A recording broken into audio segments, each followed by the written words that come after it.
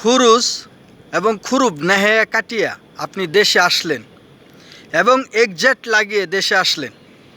আসার পর আপনি চাইলেই কি নতুন ভিসা করে অন্য কফিলের আন্ডারে আপনি কি সৌদি আরব আসতে পারবেন বা আসা যায়? এটা কি আদৌ সম্ভব? আমি জানি না, তবে আপনাদেরকে আজকে জানাবো। আসসালামু আলাইকুম, প্রবাস থেকে আমি আমিনুল চলে এলাম বিডি ব্লগ থেকে। তো ভিডিওটি ভালো লাগলে অবশ্যই আপনারা দয়া করে সাবস্ক্রাইব করে বেল আইকনটি দিয়ে দিবেন। ছোট্ট একটা রিকোয়েস্ট সবসময় করে যাই আপনাদের ছোটো ভাই হিসাবে। তো আজকে যেই বিষয়টা নিয়ে আসছি অত্যন্ত গুরুত্বপূর্ণ বিষয়। এটা হলো যারা সৌদি আরব থেকে এই যে আপনারা এক্সাক্ট লাগিয়ে বা খুরুজ বা খুরুব নেহেয়া কাটিয়ে আপনারা দেশে আসলেন, সুন্দরভাবে আসলেন। আচ্ছা, আসার পর আপনি চাইলেই কি নতুন ভিসা করে সৌদি আরব আবার আসতে পারবেন? আদৌ কি সত্য? আজকে এটাই আজকের টপিক। আসা যায় আবার যায়ও না। যারা আসতে পারবেন তাদের জন্য মেসেজ, যারা আসতে পারবেন না তাদের জন্য সবচেয়ে বেটার মেসেজ আমার এই ভিডিওতে থাকবে। তো ভিডিওটি শেষ পর্যন্ত দেখতে থাকুন আমি কি বলি।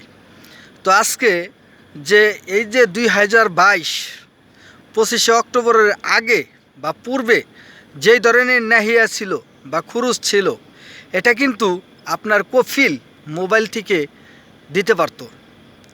এটা মোবাইল থেকেই আপনার কফিল সুন্দর করে মেসেজ লিখে আপনার নামে খুরুজ বা খুরুজ নাহিয়া লাগিয়ে দিত এবং চাইলে সে ওই খুরুজ নাহিয়া কাটিয়ে আপনাকে ফেরত আনতে পারতো। বা আপনি আসেন বা না আসেন, আপনি চাইলে সেখান থেকে খুরুজটা কাটিয়ে মানে তোলা যেত বা দেশে যাওয়ার একটা সিস্টেম ছিল, বা যেতে পারতেন বা আসতে পারতেন, সেটা অন্য বিষয়। কিন্তু 2022 অক্টোবর 25শে অক্টোবরের পরে যে নিয়ম চালু হয়েছে 24শে, তো এই নিয়মে কিন্তু আপনি খুরুজ নেহেয়া বা এই খুরুপ আসলে আপনার, তাহলে কিন্তু আপনার এই খুরুজ বা খুরুজ নেহেয়া কাটাটা অনেক প্রবলেম, অনেক মুশকিল। এখনকার যে খুরুপ বা খুরুজ নেহেয়া মারে কফিলরা, এটা কিন্তু আগে কিন্তু এই প্রথা ছিল না। এই সিস্টেমটা চালু হয়েছে কিছুদিন ধরে। তো এই সিস্টেমটা কিভাবে, যেমন এটা একটা কফিল মক্তবে যে আপনার নামে টার্মিনেট করে, আপনাকে টার্মিনেট করে, আর টার্মিনেট করলে আপনি অটোমেটিকলি আপনি 60 দিনের সময় পাচ্ছেন। আপনি 60 দিনের ভিতরে না হয় দেশে যান, না হয় অন্য কোথাও কাফেলা হন। তো এরকম একটা সুযোগ দিয়ে থাকে কফিলে। যখন কিনা আপনার 60 দিন শেষ হয়ে যায় বা 61 দিনের মাথায় কিন্তু অটোমেটিকলি, এটার কোনো কিছুই করা লাগে না, এটা অটোমেটিকলি আপনার খুরুজ হয়ে যায় বা খুরুব হয়ে যায়, খুরুব নেহা হয়ে যায়। এটা ভাই আদৌ কাটা সম্ভব না। তো এই যে যারা কাটিয়ে আপনারা দেশে যাচ্ছেন যেভাবেই পারেন, অনেকেই চেষ্টা তো কারো চাইতে কেউ কম জানে না, কেউ কমও বুঝে না। তো গেলেন, এক্সাক্ট লাগিয়ে গেলেন, যে কোনোভাবেই গেলেন আপনি, যাওয়ার পরে কিন্তু আপনার জন্য সৌদি আরব অনির্দিষ্টকালের জন্য বন্ধ। আপনি কোনো দিনই আসতে পারবেন না।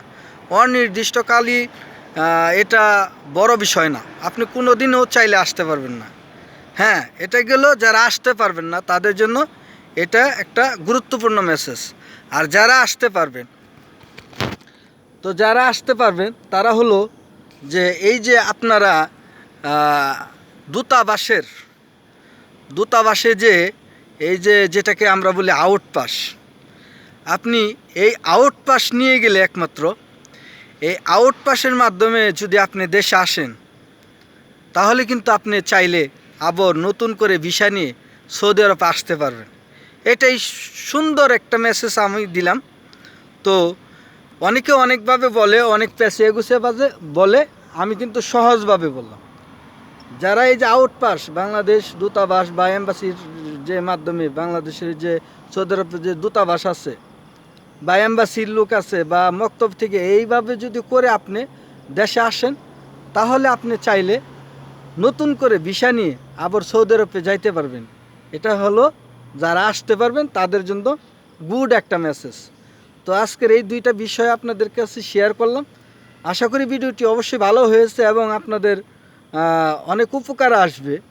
তো যদি ভালো লাগে তাহলে অবশ্যই আপনাদের কাছে অনুরোধ থাকলো যে আমার ভিডিওটি লাইক কমেন্ট শেয়ার করে এবং সাবস্ক্রাইব করে বেল আইকনটি দিয়ে দিবেন। তো আমি খুবই আপনাদের কাছে আশাবাদী। তো আজ এ পর্যন্তই, আমি আমিনুল বিদায় নিব। আসসালামু আলাইকুম।